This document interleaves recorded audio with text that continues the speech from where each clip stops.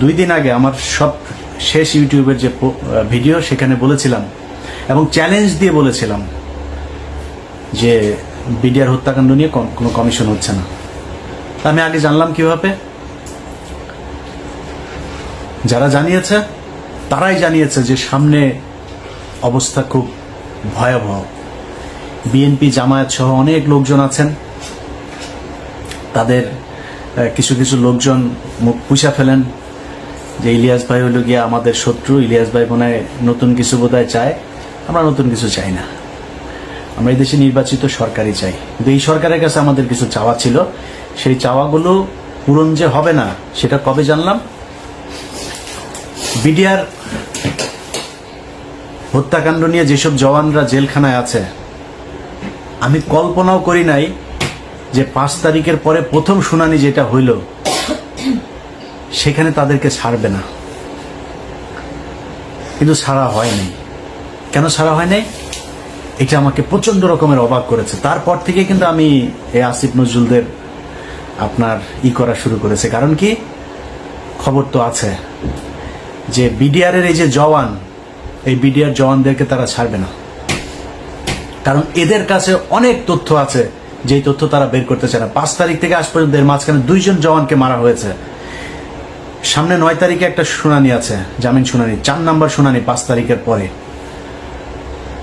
3টা শুনানির ভেতরে যেই ছাত্র নেতারা আছেন, সমন্বয়করা, তাদেরকেও আমি বলেছি যে ওদের শুনানির দিন যাবেন। সব শেষ শুনানিতেও তাদেরকে খুব অনুরোধ করেছিলাম যাবেন, কেউ যায় নাই, কোনো মিডিয়াও যায় না, তাদেরকে না করে দেওয়া হয় এইসব বেশি আলোচনায় না আনতে। 9 তারিখে আরেকটা আছে। আমি প্রথম যেদিন দেখলাম যে এরা কেউ যায় না, সব শেষ তাদেরকে অনুরোধ করলাম, হাসনাত সহ সবাইকে অনুরোধ করলাম যে ভাই একটু যায়েন, ওদের এটার ব্যাপারে, ওরা এখানে পরিবারগুলো থাকবে। সেই পরিবারগুলো দেশের বিভিন্ন জায়গা থেকে আসলো, কেউ গেল না। জামিন হয় না, একটার পর 3টা শুনানি গেল, 4 নম্বর শুনানি। বিডিআর হত্যাকাণ্ডের বিচার যদি হয় তাহলে এই দেশে অনেক কিছু পরিষ্কার হয়ে যাবে। এই কারণে বিডিআর হত্যাকাণ্ড নিয়ে তারা বিচার করবে না। আপনাদের মনে আছে বিএনপির পিন্টু ভাইকে জেলখানায় স্বাভাবিক মৃত্যু হয় নাই, তাকে মেরে ফেলা হয়েছে। কারণ পিন্টু ভাইকে যদি বাঁচিয়ে রাখতো তাহলে পিলখানা হত্যাকাণ্ড নিয়ে অনেক ঘটনা বের হয়ে যাইত, এই কারণে তাকে মারা হয়েছে। এখন এই যে বিডিআরের যারা সৈনিক আছে, আমি এটা আমার কাছে কেউ কিছু বলে না, কিন্তু আমার ধারণা, ধরেন সব শেষ এখানে যেই এই শুনানির পরের যে মাঝখানের যে সময়টা, এই সময়ের ভেতরে তারা একটা পরিকল্পনা করতে পারে। যেহেতু এটা নিয়ে অনেক আলোচনা হচ্ছে, আমরা এখান থেকে কয়েকজন সৈনিক ছাড়বো, সবাইকে ছাড়বে না, কান কেটে ফেলে দিব যদি সৈনিকদের সবাইকে ছাড়ে। আরেকটা চ্যালেঞ্জ নিলাম, যান, ভিডিও রেখে দিলাম, তো ভিডিওটা রেখে দেন। 9 তারিখ, জানুয়ারি 9 তারিখের পরে তারপরে এটা নিয়ে আপনারা চ্যালেঞ্জ আমার এটা গ্রহণ করবে। তো এদেরকে ছাড়া হবে না। প্রথম ঘটনার পর থেকে বুঝলাম যে না, আমরা তো আসলে বিজয় উদযাপন করলাম, এত নাচাগানা করলাম, এই সরকার তো আসলে আমাদের সরকার না। এদের ভেতরে ডক্টর মোহাম্মদ ইউনূসকে সামনে রেখে সব ভেজাল চিটা সব এটার ভেতরে ঢুকিয়ে দেওয়া হয়েছে। ইন্ডিয়ান পুরো সেকেন্ড লেয়ারের যা আছে সব এই জায়গায় বসানো। ডক্টর মোহাম্মদ ইউনূস চাইলেও কিছু করতে পারে না। এখন ডক্টর মোহাম্মদ ইউনূসের সামনে রাস্তা একটাই আছে, উনি যে কোনো দিন শুনবেন যে উনি চলে গিয়েছে দেশ থেকে। এরপরে কি হবে? পুরো সেটআপ সাজিয়েছে আসিফ নজরুল, মাহফুজানা, মতিউর রহমান। সব জায়গায় বিএনপির কিছু লোকজন আছেন, তাদের খুব মনে হয়, আমার এ নিয়ে মনে হয় খুব কষ্ট। কিছু আমি ঢালাওভাবে বিএনপি জামাতকে নিয়ে ঢালাওভাবে কথা বলার মতো স্পর্ধা আমি দেখাইতে পারবো না। এই দলের মানুষ আমাকে প্রচন্ড ভালোবাসেন, আমাকে প্রচন্ড শ্রদ্ধা করেন, তাদের নিজেদের মানুষ মনে করেন। তারা ধান খেতে ঘুমিয়েছেন, তাদের অনেক মানুষ হত্যার শিকার হয়েছে। এই সব শেষ আন্দোলনেও 95% মানুষ জামাত এবং এই বিএনপির লোকজন মারা গিয়েছেন, শহীদ হয়েছেন যারা। অতএব আমরা এদের ব্যাপারে কথা বলতে গেলে রেসপেক্ট করে কথা বলতে হবে। আমার ব্যাপারে কথা বলতে গেলেও একটু রেসপেক্ট দেখায় কথা বলতে হবে। আমাকে বলা হয়েছে যে জামাতের গতকালকে একটা প্রতিবাদ জানিয়েছে আমার একটা বক্তব্যে। সে বক্তব্য হচ্ছে, আমি বলেছি জামাতের যে নায়েবে আমির আছেন ওই যে তাহের সাহেব, এই তাহের হচ্ছে রয়্যাল লোক। এটা বলার পরে তারা বিবৃতি প্রতিবাদ জানিয়েছে আমার এই বক্তব্যের। আমি এটাকে খুব পজিটিভলি নিয়েছি, কারণ জামাত একটা সংগঠন, তাদের সাংগঠনিক একটা পদক্ষেপ থাকবে, এটা কোনো ব্যাপার না। আমি ওনাদের ওই ফেসবুক পেজেও জামাত ইসলামের যে পেজ আছে সেখানে গিয়ে জামাতের লোকজনেরও বক্তব্য দেখেছি, কমেন্ট দেখেছি, আমার কাছে খারাপ লাগে নাই। ওনারা মানে খুবই বন্ধুসুলভ আচরণ করেছেন। তবে জামাতের কাছে আমার অনুরোধ থাকবে, যে অভিযোগটা আমি শুনেছি এটা তো আমার নিজের বানানো না, এটা আপনাদের ভেতর থেকে আমাকে জানিয়েছে। তার বাড়িতে নইমুল ইসলাম খান, তার বাড়িতে ছিল নাইমুল ইসলাম খান, তার বাড়িতে ছিল, এবং আবু তাহের সাহেব তাকে পালাতে সহযোগিতা করেছেন। এই ছাড়াও জামাতের আরো অনেকজনের ব্যাপারে এই বিষয় আছে।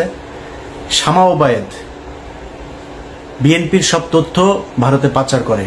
শামা ওবায়েদের সাথে এখনো শেখ হাসিনার কথা হয়। বিএনপিকে বলে রাখলাম, আপনারাও সাবধান থাকবেন। আমি যদি নাকি কোনো কথা বলি, ওই কথা বিএনপি বা জামায়াতের ক্ষতি করার জন্য না। জামাত ইসলাম যেটা করেছে, বিবৃতি দিয়েছে, কোনো সমস্যা নেই। আমি আমার কথা বলেছি, আমার এটা রেসপেক্ট রেখে বলছি, এটা নিয়ে তদন্ত করবেন। যদি আসলেই কোনো কিছু পাওয়া না যায়, আমি তাহের ভাইয়ের কাছে আবার ক্ষমা চেয়ে নিব।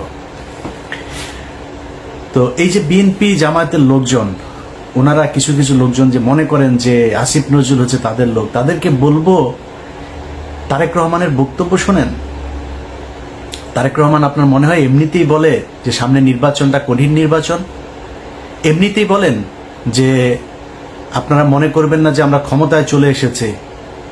এগুলো এমনি বলে না, কিন্তু তারেক রহমান খবরগুলো জানে যে তারেক রহমানকে মাইনাস করার জন্য কত ষড়যন্ত্র চলছে, এবং সেইটার পার্ট হচ্ছে এই আসিফ নজরুল, রেজওয়ানা বন্যা, আরেকটা আছে ওদের সাথে ওয়াহিদ মাহমুদ, তো নামটা ভুল করছে কিনা জানি না।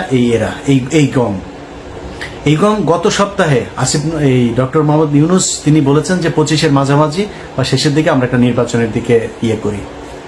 তিনারা যাবেন না, তিনাদের কথা 26-এর শেষে গিয়ে আমরা করব, চিন্তা করব। এর মাঝখানে সেটআপ শেষ হয়ে যাবে, সব শেষ। বিএনপির ভাইদেরকে বলতে চাই, সব শেষ। দুদকের একজন চেয়ারম্যান আপনাদের দলের ক্যান্ডিডেট ছিল, সে বিএনপি করে না, খুব সৎ মানুষ। বিএনপির ওই চয়েসটা ভয়ঙ্কর রকমের খুবই সুন্দর একটা ছিল। এই আমার জীবনে আমি যত মানুষ সম্পর্কে জানি, একজন মানুষ হিসাবে জানতে পারি, এই বিচারক মোতাহার হোসেন তাদের মধ্যে একজন সৎ মানুষ। এই মানুষটাকে হইতে দেয় নাই আসিফ নজরুল, এই রেজওয়ানা বন্যা, ওয়াহিদ মাহমুদ, এরা হইতে দেয় নাই। ইভেন ডক্টর মোহাম্মদ ইউনূসও চেয়েছিল এই হোক, তাকে হইতে দেওয়া হয়নি। অতএব বিএনপির লোকজন খুব সাবধানে কথা বলেন। আমাদের মির্জা আব্বাস ভাই বলল যে করবে। বিদেশে কিছু লোকজন বসা খায় দেয়া কাম পায় না, ইউটিউবে কথাবার্তা বলে। মির্জা আব্বাস ভাই এই কথাটার জন্য কোনো এক জায়গায় সরি বলে দিয়েন। তার একদিন আগে সম্ভবতই পিনাকিদা তার ব্যাপারে একটু কথা বলছিল, এই জন্য তিনি এটা বলে ফেলেন। 6 মাস হয় নাই ভাই এখনো। 6 মাস আগে আপনাদের পক্ষে কথা বলার মতো আমরা ছাড়া কেউ ছিল না। আবার পরের 6 মাস পরে না আবার সেরকম পরিস্থিতি আসে কিনা, ইউ নেভার নো। সো খুব সাবধানে একটু কথা বলতে হবে। হ্যাঁ, আমরা আপনাদেরকে যদি কোনো কথা বলে থাকি তাহলে সেটা মনে রাখবেন, আপনাদের ভালোর জন্যই বলছি। এত মুখ পুষে ফেলা উচিত না। সো তারেক রহমান যে কথাগুলো বলছে, ভেতরে কি হচ্ছে, ঈদের পরেই এই সরকারের বিরুদ্ধে জামাত এবং বিএনপিকে মিলেমিশে আন্দোলনে নামতে হয় কিনা একটু অপেক্ষা করেন। এই যে শাহেদ আলম এখন এত কথাবার্তা বলছে না, শাহেদ আলম কিন্তু এমনিতে আমার বিরুদ্ধে লাগেন। শাহেদ আলম জানে না ওর জীবনেও কি 2 নাম্বারই করেছে। ও যে বিয়েটা করেছে, এই বিয়েটা একটা থানার ভেতরে বিয়ে হয়েছে। আশুলিয়াতে 2 জন এই গাড়ির ভেতরে করছিল, ওইখান থেকে পাবলিক ধরে আপনার একটু টানা হেঁচড়া করলো, এরপরে পুলিশ আসলো, এসে তারপর ধরে নিয়ে গেল, পাবলিকগুলো ওর বিয়ে করাইতে হবে। এবং একই সময় তার আরেকজনের সাথে সম্পর্ক ছিল, তার সাথে তার বিয়ে হওয়ার কথা, বিয়ের কথাবার্তাও চলছিল পারিবারিকভাবে। এই মেয়ে যখন ওই মেয়ে যখন শুনে টুনে তারপরে আসার পরে এই মূল্য বললো যে আমাকে বিয়ে করতে হবে। এই পাবলিক পুলিশ মিলে এর সাথে বিয়ে দিয়ে দিয়েছে। চ্যালেঞ্জ করেন, ওরা চ্যালেঞ্জ করেন, আমি থানার নাম টাম সবকিছু বলে দেবো। ওই ওসিরে খোঁজার চেষ্টা করতেছি। এই হচ্ছে শাহেদ আলম। আরো অনেক কিছু আছে, কিন্তু ও আমার সাথে কেন লাগলো জানেন? বিশাল বড় স্বার্থগত একটা দ্বন্দ্ব এই জায়গায়। কি দ্বন্দ্ব? শাহেদ আলমের আসিফ নজরুলকে দিয়ে যে ধান্দাবাজি সে করছে, এই ধান্দাবাজি তো সে বিএনপি আসলে করতে পারবে না। কারণ এ তো সে ভিডিও তো আমাদের কাছে আছে যে তারেক রহমান লন্ডনে থাকে, সেটা নিয়ে সে জানে না। তারেক রহমান কে সে চিনিই না। তো আমরা জানি একজন যিনি চেয়ারপারসন তিনি জেলে আছেন, ভারপ্রাপ্ত যিনি চেয়ারপারসন, কিংবা উনি কি মহাসচিব নাকি লন্ডনে যিনি আছেন? না, উনি এখন ভারপ্রাপ্ত চেয়ারপারসন। শাহেদ আলম চেষ্টা করছে এই সরকারকে যতদিন রাখা যায় এবং আসিফ নজরুলকে যতদিন রাখা যায়। আসিফ নজরুলের এই দেশে গিয়ে এবার ধান্দাবাজি করে আসছে কিছু, এখনো চলতেছে, এখানে বসেই তদবির বাণিজ্য চলছে। আসিফ নজরুল না থাকবে, তারে না থাকলে এটা করে দিবে কে? এই কারণে এখানে তো কোটি কোটি ভাই, শত শত কোটি টাকার খেলা। তো এখানে একটারে মানে করে জামিন করাই দিতে পারলেই তো শত কোটি টাকা দেওয়ার লোকজনও আছে, তার চেয়ে হাজার কোটি টাকা দেওয়ার লোকও আছে। এখন জেলখানায় যারা আছে এদের মধ্যে এরকম নাম ধরে আপনাদের বলতে পারবো, কয়েকজন আছে এদের হাজার কোটি টাকা দিয়েও যদি জামিন করে দেয় তারা করতে রাজি। আমার কাছেই অফার আছে। তো এই বিষয়গুলো কিন্তু এখানে হচ্ছে, যেই কারণে শাহেদ আলম এখন আমাকে নিয়ে ন্যাকেট হয়ে তারপরে নেমেছে। শাহেদ আলম, আমি তোমার আগেও বলেছি, এখনো বলছি, তুমি বাবা এই যে বিরিয়ানির দোকানে 1000 টাকা করে নিছ, তুমি এত বড় একজন লোক, আমি উবার চালাই, এটা নিয়ে তোমার এত কষ্ট, তোমার মতো এত হাই লেভেলের একজন লোক, তুমি বিরিয়ানির দোকানে যা 1000 টাকা নিলা, এটা কেমন ধরনের হয় শাহেদ আলম? তুমি এখন এই লোকের আবার আইনা ভিডিও বানায় তুমি ছাড়ছো। ওই লোকটা আমার ওইখানে বক্তব্য দিয়ে দিয়েছে, তুমি তার এলাকার লোক, বউ নিয়ে আসছিলা, খাইতে পাইতা না, সাহায্য করেছে। এবং সেই সাহায্যটা কোত্থেকে করেছে? সাংবাদিকদের যেই ভিক্ষা দেয় না খলিল ভাই এখানে অনেক সাংবাদিকরা ভিক্ষা দেয়, ওই ভিক্ষার হ্যাঁ, ফুল রেকর্ড শুনবা। সো বেশি পাকনামি করতে যায় না, নিজের নিচে পরিষ্কার না করে তারপরে কথা বলে লাভ না। আমার নিয়ে খেলবা, আমার নিয়ে খেলতে আসো। আমি ইলিয়াস, আমার নিয়ে বহু খেলাধুলা হয়েছে, বুঝো নাই? এখানে যখন আসছি না, পুলিশ আসছে বাসায়, আমার নিয়ে এখানকার দূতাবাস থেকে শুরু করে আওয়ামী লীগের সবাই মিলে লাগছিল আমার নামে। এমন কোনো মানে ইসলামী টেরোরিস্ট থেকে শুরু করে সব খালি 2-3টা কথা বলে আমার নিয়ে পুলিশের কি কি ছিল, ইনভেস্টিগেশন ছিল। হ্যাঁ, আমার বাসায় আসছে আন্ডার কভার, এসে তারপরে জিজ্ঞেস করেছে আমি রিলিজিয়নে বিশ্বাস করি কিনা। আমি ওদের উত্তর দিচ্ছি একদম, আমি বলছি I strongly believe in god. আমি নামাজ পড়ি কিনা, কোন মসজিদে যাই, কত অফেন যাই মসজিদে, হ্যাঁ, কোন কোন মসজিদে যাই, এই কোশ্চেন। আরো কি কি এগুলি বানানো টানানোর এগুলির কথা বলা হয়েছে, আমি নাকি কি কি বানাই টেন, এগুলি অভিযোগ করছে। তো অফিসাররা আমি শেষ পর্যন্ত যা যা বললাম, অফিসার আমার ইউটিউব চ্যানেলটা একটু দেখলো যে তুমি এরকম মেয়েদের নিয়ে নাকি তুমি বাজে কথা বলছো, এই সেই। তখন আমি বললাম হ্যাঁ, এই সাংবাদিক মেয়েরা আমার নিয়ে উল্টাপাল্টা কথা বলছে। কে সে? বলছে যে একটা টেলিভিশন, বেসরকারি টেলিভিশনের সাংবাদিক বাংলাদেশে, তারা আমার নিয়ে ক্রিটিসাইজ করে, আই ক্রিটিসাইজ দেম ব্যাক, এগুলি বলছি, সবই তারা জানাই দিচ্ছে। জানার পরে ওকে সে আমার কার্ড দিছে, কার্ড দিয়ে বললো যে কল মি, আমি 24/7 অ্যাভেলেবেল, তোমার যখন ইচ্ছা কল দিও। এরকম আরো অনেক তদন্ত হয়েছে ইলিয়াস নিয়ে। আমার গ্রিন কার্ড পাওয়ার কথা আরো অন্তত 5 বছর আগে, সেই গ্রিন কার্ড মানে আমার কেস অ্যাপ্রুভ হয়েছে আজ থেকে 1.5 মাস আগে। সো গ্রিন কার্ড আরো কয়দিন লাগবে জানি না, কিন্তু এই গ্রিন কার্ড পাইতে পারতাম বহু আগে। যখন এখানে 2016 সালে আসছে না, সেই 16 সালে শাহেদ আলম, তুমি যেরকম 2 নাম্বারই ভণ্ডামি করে এখানে কাগজ নিছো না, ইলিয়াস চাইলে 16 সালে ওই ভণ্ডামি করতে পারতো। আমারে গণজাগরণ মঞ্চের বানাইতে বলছে আমার লয়ার, যে আপনি গণজাগরণ মঞ্চে, তখন 2016 সাল, সবাই এটা দিয়ে কাগজ বানাচ্ছিল, যে অ্যাপ্লাই করছিল তাকে কাগজ দিয়ে দিচ্ছিল। আমি আর এটারে করি নাই। কেন করি না জানিস? কারণ ওইখানে যায়া লিখতে হইতো, আমার লয়ার আমার বলতেছিল যে খালি তোমার নাম চেঞ্জ করে দিলে হবে, একই ঘটনা সবাই দিয়ে দিচ্ছে, কেস হয়ে যাচ্ছে। যে বাংলাদেশের ফান্ডামেন্টালিস্ট যারা আছে তারা মানুষের ধরে ধরে জবাই করছে, ওই যে অভিজিৎ হত্যাকাণ্ড টাণ্ড হইলো তখন এরা জবাই করছে। তারপরে গণজাগরণ মঞ্চে এরকম ইসলামিক যে ফান্ডামেন্টালিস্ট আছে যে তারা এখানে এটার একটা টেরোরিস্ট একটা অর্গানাইজেশন হিসাবে কাজ করছে, এরকম কথাবার্তা। আমি চিন্তা করলাম যে আল্লাহ যদি আমাকে আমেরিকার কাগজ লিখে রাখেন বা আমাকে ভালো রাখেন, সেটা আমেরিকায় থাকলে হবে, বাংলাদেশে থাকলে হবে, যেখানে আল্লাহ মনে করেন ওইখানে। কিন্তু আমি এগুলি বলে আমি কোর্টে যাব, আমি ইমিগ্রেশন অফিসারের কাছে যাব, সে আমার এই লেখাটা পুরো পড়বে, পড়ে দেখবে যে আরে মুসলমানরা এত খারাপ, আমি ওই রাস্তায় শাহেদ আলম যাইনি। কি বলতে চাচ্ছি সেটা তুমি খুব ভালো করে বুঝতে পারছো। অতএব ওই কাগজ আমি নেই। আর এরপরে এখানে এই যে উবার চালায় খাইটা এগুলি বলে পাবলিকরে কি বলদ বানানো যাবে? তোর বাসায় মহিলা মানুষ যে কটা আছে সব কটা প্রেগনেন্ট হয়ে যাওয়ার কথা, যেই গালি পোলাপান তোরে দিচ্ছে, আমার এই গালি দিলে জীবনে কোনোদিন ইউটিউবের সামনে আসতাম না। মানুষের সামনে যায় বলিস তুই হইলে বিশাল জমিদারের নাতি, 1000 টাকা নিয়ে খলিল বিরিয়ানির থেকে খাওয়া লাগে। তুই এত বড় এক ডেভেলপার, তুই ওয়েব ডেভেলপ করিস, তুই প্রমোটার, তুই এখানে প্রমোশনের কাজ করে তারপরে 1000 টাকা তোরে সাংবাদিকদের খয়রাতির থেকে তোরে দেয়। মানুষের বুঝতে সমস্যা আছে, তুই আর ভিডিও দিলেই হবে, খলিল বাইরে হাতে পায়ে ধরে আরেক ভিডিও বার করলেই হবে। শাহেদ আলম সহ যারা যারা এখন কিনা এদেরকে ক্ষমতায় রাখার জন্য চেষ্টা করছে, এটা তাদের স্বার্থের কারণে, দেশের কারণে। শাহেদ আলম এই সে মানুষের কাছে বলে বেড়ায় তার নাকি দেশের বিশাল আকারে অবদান। এ হলো সেই ব্যক্তি 2018 সালে আওয়ামী লীগের কাছ থেকে টাকা পয়সা খেয়ে সব বিভ্রান্তিমূলক কথাবার্তা বলতো, মনে আছে? ইসকনের কাছ থেকে টাকা নিয়ে তারপরে সে এখানে বাড়ি কিনেছে 2টা। ও এখন বলে ওর বউ বলে ইঞ্জিনিয়ার, ওর বউ ইঞ্জিনিয়ার কাজ করে কি এখানে রিসেপশনিস্ট। এত বড় একটা ইঞ্জিনিয়ারকে যা রিসেপশনে বসায় রাখা হয়েছে, ওর বউয়ের টাকা দিয়ে নাকি সব এখানে 2 বাড়ি গাড়ি টাড়ি সব করেছে। আমি ওপেন ডিক্লেয়ার দিয়ে গেলাম, চ্যালেঞ্জ করে গেলাম, শাহেদ আলম তোর সাথে যে কোনো ফোরামে তোর চ্যানেলে আমি বসতে চাই। আমি আমার ট্যাক্স ফাইল থেকে শুরু করে আমি আমার স্বচ্ছতা নিয়ে আসবার। তোর বউ ইনজানুয়ার একটা আছে না, তোর বউ ইনজানুয়ার কোন জায়গায় ইনজানুয়ারি করে তারপরে এই তোর বাড়ি 2টা করে দিল, ট্যাক্স ফাইল দেখা। এই দেশে তোর বউর মতো এত বিশাল বিশাল বড় একজন নাসার ইঞ্জিনিয়ারে তো তুই করতে পারবি না, তাই না? টাকা ছাড়া তো ক্যাশে তো আর টাকা দেয়নি, তাই না? চেকের মাধ্যমে টাকা দিয়েছে। সো চেক আছে, চেক দেখাইস, কান কেটে ফেলবো। এখন তোর বাপ আসিফ নজরুলের কাছ থেকে আরো ধান্দাবাজি করে আরো বাড়ি করার চিন্তা ভাবনা করছিস। সো এইসব টাকা পয়সা তো বের হয়ে যাবে এক সময়। সম্মান আর টাকা পয়সা সব একসাথে পাওয়া যায় না। আপনারা এখন এইখানে প্রথম আলোর সব সেট আপ বসায় দিয়ে যাবেন, যতদিন সম্ভব বিএনপি বা জামাতকে ক্ষমতায় আসতে দেওয়া যাবে না, আপনারা এখানে বসে বসে খাবেন, এইভাবে চলতে দেওয়া যাবে না।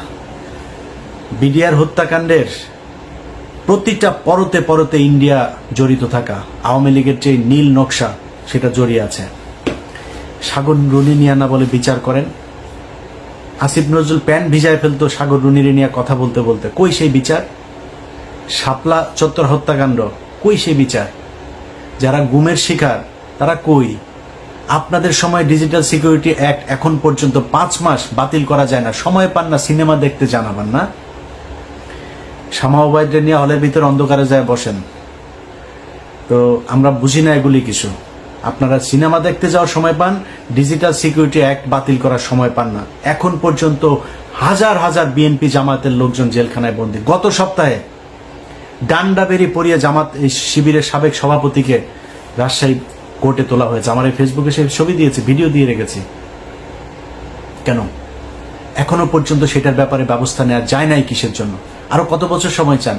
এমনি বসে বসে লুটপাট করবেন। আমার এই নেতা ফোন করে, ওই নেতা ফোন করে, ইলিয়াস ভাই এরা তো আমাদেরই লোক, এদের সাথে এরকম করলে তৃতীয় পক্ষ ঢুকবে। আর ভাই এরা আপনার লোক হইতে পারে, আমার লোক না। আমি তো আপনার দলের কেউ না, আমি তো বিএনপি জামাতের লোক না। বিএনপি জামাতের টাকা নিয়ে আমি কি আমার সংসার চালাই নাকি? আমি আপনার টাকায় কথা বলবো? আমার যে সমস্যা, আমার সমস্যা ইন্ডিয়ায়। অথবা আমার ওইটা না পাইলে তো আমি মনে করবো না এই দেশ স্বাধীন হয়েছে। ওনাদের কথা হইল বিপিনুর, ইলিয়াস ভাই দেখেন এখানে তো অনেক কিছু করা যায় নাই। আসিফ নজরুল পর্যন্ত সে আমার ফোন করে ওই একই গান, ইলিয়াস কি অবস্থা ভাই, আপনি তো বলছেন ওখানে বসে বসে, এখানে তো অনেক সমস্যা ভাই, অনেক চাপ। আপনারা এত চাপ নিয়ে কাজ করতে বলছে কে? আসিফ নজরুল, বিপিনুরও একই, আরো কয়েকজন রাজনীতিবিদ একই আলাপ। এদের অনেক চাপ, কাজ করতে পারে না।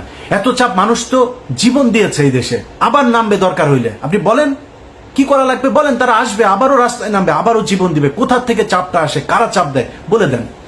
এইভাবে চাপ মনে মনে আপনি চাপ মনে করায় তারপরে সবাই মিলেমিশে ভাগ বাটোয়ারা করে খাবেন, এই জন্য 2000 মানুষ জীবন দেয়নি। অতএব যারা মনে করেন যে আসিফ নজরুল্লাহ তাদের তৃতীয় পক্ষ, সারা অন্য কিছু, আসিফ নজরুল রায় তৃতীয় পক্ষ। তারাই আপনাদেরকে বিএনপি এবং জামায়াতকে মাইনাস করার জন্য আপনারা মনে করছেন বিএনপির কিছু লোকজনের এই সুবিধা, কি সুবিধা দিয়েছে? গরুর হাট, মাঠ আর ঘাট, এগুলো আপনারা এখন দখল করে খাচ্ছেন, তাই না? তো এটা খেয়েই খুশি। আর কিছু মামলা বাণিজ্য, তদবির বাণিজ্য টাণিজ্য হচ্ছে, ওই জায়গায় এইসব এই 2 নাম্বারই কিছু কাজ, আর কিছু জায়গায় টাদাবাজিও হচ্ছে।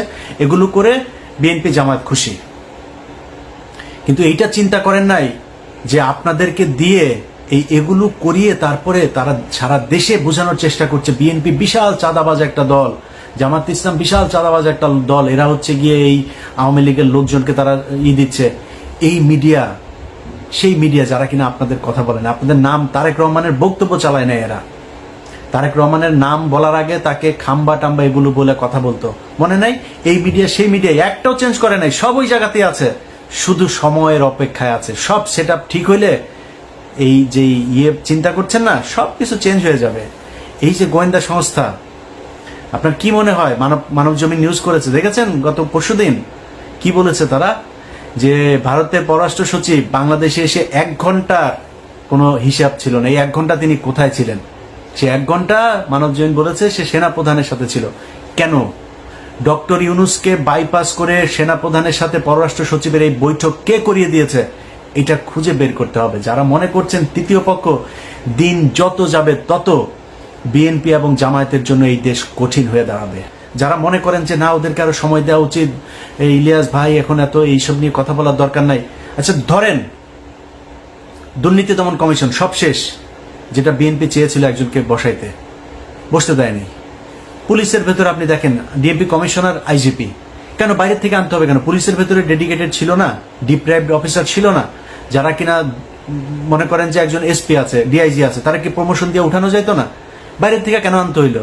যারা কিনা প্রথম আলোতে কলাম লিখতো, কেন এছাড়া কেউ ছিল না? বিষয়টা খুব পরিষ্কারভাবে সাদা চোখে দেখতে হবে যে আসিফ নজরুল হঠাৎ করে 3 তারিখে বিশাল আকারে রাস্তায় নেমে একদম ছাত্রদের সাথে হাতে হাত দিয়ে তারপর রাস্তায় নেমে গেল। এই ফারুকি টারুকি এরা হঠাৎ করে রাস্তায় চলে আসলো। কোনো কিছুই এমনিতে হয় নাই। এগুলোর সবগুলোর পেছনে কারণ আছে। এরা কেন এসেছে, কেন এদের সাথে মিলেছে, কিভাবে এরা সরকারে চলে আসলো, কিভাবে উপদেষ্টা হয়ে যাচ্ছে, এগুলো সব হিসেব মেলাইতে হবে। সো বিএনপির যেসব নেতারা আপনার ওই সময় মতো গিয়ে তারপরে আপনাদের সামনে বলবে যে হায় হায় কি করলো ইলিয়াস, আগে যা বলেছিল সেটাই তো ঠিক হইলো, তাদের কিন্তু সমস্যা হবে না। সমস্যা হবে কার জানেন? সমস্যা হবে খালেদা জিয়ার, সমস্যা হবে তারেক রহমানের, সমস্যা হবে আপনারা যারা ধান খেতে কিছুদিন আগে ঘুমাইতেন তাদের। একই রকম জামাতের নেতাদের উপরে আবারও চরম, এই যে ডাক্তার শফিকুর রহমান থেকে শুরু করে ডাক্তার শফিকুল ইসলাম মাসুদ, যারা যারা আছে, কি টর্চার, কি নির্যাতন এদেরকে সহ্য করতে। এখন পর্যন্ত এটিএম আজহার ভাই কেন জেলখানায়, গোলাম পারওয়ার কি কষ্ট সহ্য করেছে, মানে জামিন হয়েছে, জামিন হওয়ার পরে আবার ঢুকিয়ে রেখেছে, পুরো সময়টাই জেলখানায়। কিন্তু কিছু নেতা যাদেরকে নিয়ে আমরা কথা বলি, তাহের মিয়ার তো কিছু হয় নাই, তাহের মিয়ার খুব বেশি কষ্ট সহ্য করা লাগে নাই। এগুলো একটু হিসাব মিলাইতে হবে যে কাদের সাথে এদেরই ছিল। ডক্টর আসিফ নজরুল ঢাকা বিশ্ববিদ্যালয়ের মতো জায়গায় থাকে, ছাত্রলীগ গিয়েও তারা একদিন একটা গুতা দেয় নাই। কারা তাদেরকে মেসেজ দিয়ে রেখেছে যে আসিফ নজরুলকে কিছু বলা যাবে না, একদিন জেলখানায় যাইতে হইল না। এত বড় বড় কথাবার্তা বলেও আমি এটা নিয়ে ঘাটাঘাটি করতে চাই না। আর কথা হইল যে দেশ স্বাধীন হয়েছে, এখন আমাদের হাতে সময় আছে। আমরা এই সাগররুনি হত্যাকাণ্ড বলেন, শাপলা চত্বরের হত্যাকাণ্ড বলেন, গুম, যারা এখন পর্যন্ত জেলখানায় আছে, বিডিআর এর জওয়ান, বিডিআর এর অফিসার যাদেরকে হত্যা করা হয়েছে সেটার বিচার, এই সবগুলোর বিচার হইতে হবে। 21শে আগস্ট থেকে শুরু করে উদিচি, ছায়ানট, যেখানে যেখানে বোমা হামলা হয়েছে এগুলোর বিচার হইতে হবে। শুধু বিএনপির লোকজনকে আপনি এখান থেকে মামলা থেকে অব্যাহতি দিবেন ন, এটার তদন্ত হইতে হবে কারা করেছে। তারেক রহমান করে নাই, লুৎফুজ্জামান বাবর করে নাই, তাহলে করেছে কারা? এদের ভেতরে একটা বিশাল আকারের আপনি সবটা যদি চিন্তা করেন না, দেখবেন ইন্ডিয়ার জায়গাগুলোতে হাত দেওয়া হচ্ছে না। আপনি দেখেন বিডিআর এর জওয়ান, তাদেরকে ছাড়া হচ্ছে না। লুৎফুজ্জামান বাবর, গিয়াসউদ্দিন আল মামুনকে কিন্তু ছেড়ে দেওয়া হয়েছে, লুৎফুজ্জামান বাবরকে ছাড়া হচ্ছে না। ডিজিএফ এর আপনার সাবেক যেই কর্মকর্তা রেজ্জাকুল হায়দারকে ছাড়া হচ্ছে না। কিন্তু আব্দুর রহিম, ওনাকে কিন্তু মেরে ফেলা হয়েছে। এইভাবে যারা যারা এখন পর্যন্ত এদের বিপক্ষে, যাদেরকে দিয়ে ইন্ডিয়ার এইসব জিনিস সব বের হয়ে যাবে, তাদেরকে দেখবেন আস্তে আস্তে মেরে ফেলা হচ্ছে। রাস্তাঘাটেও দেখবেন এখন অনেক দুর্ঘটনায় মানুষ মারা যাচ্ছে। এগুলো এইভাবে খুব সুপরিকল্পিতভাবে তারা তাদের জায়গাগুলো পরিষ্কার করছে, খালি দেখছে যে কারা আমাদের বিপক্ষে, তারপরে তারা ঠিকই আবার ছোবল দেবে। যাই হোক দর্শক, আপনাদেরকে আমার শেষ যে বক্তব্য সেটা আমি আপনাদের জানাইতে চাই, নিজেকে আসলেই মাঝে মধ্যে খুব অসহায় মনে হয়, যে মনে হচ্ছে কিনা আমরাই কি করছি কিনা, আমরাই কি ভুল পথে হাঁটছি কিনা, এটা নিয়েও না চিন্তা করি। তো চিন্তা করে পাই না আসলে, মানে এত মানুষ, এত বিশাল একটা দেশ, ভাই এত বড় একটা ঘটনার পরে কারো কি ইচ্ছা করে না যে না দেশটা আসলে একটু ভালো কিছু হোক? সব মনে হচ্ছে তারা ক্ষমতায় এসে কিছু টাকা পয়সা লুটপাট করবে, সে আওয়ামী লীগের মতো একইভাবে চলবে দেশ। এই দেশের জন্য কি করলেন রে ভাই? জিনিসপত্রের দাম থেকে শুরু করে কোনো জায়গার কার্যকর কোনো পদক্ষেপ নাই, তারা সিনেমা দেখতে যায়। এইভাবে দেশই করার জন্য এতগুলি মানুষ মারা গেল। তো আপনাদের কাছে অনুরোধ, ভাই এগুলি দেখলে খারাপ লাগে, যদি এইসব ছায়া দিয়ে যদি চুপ থাকতে পারতাম তাহলে অনেক ভালো থাকতাম। সবাই ভালো থাকেন, আল্লাহ হাফেজ।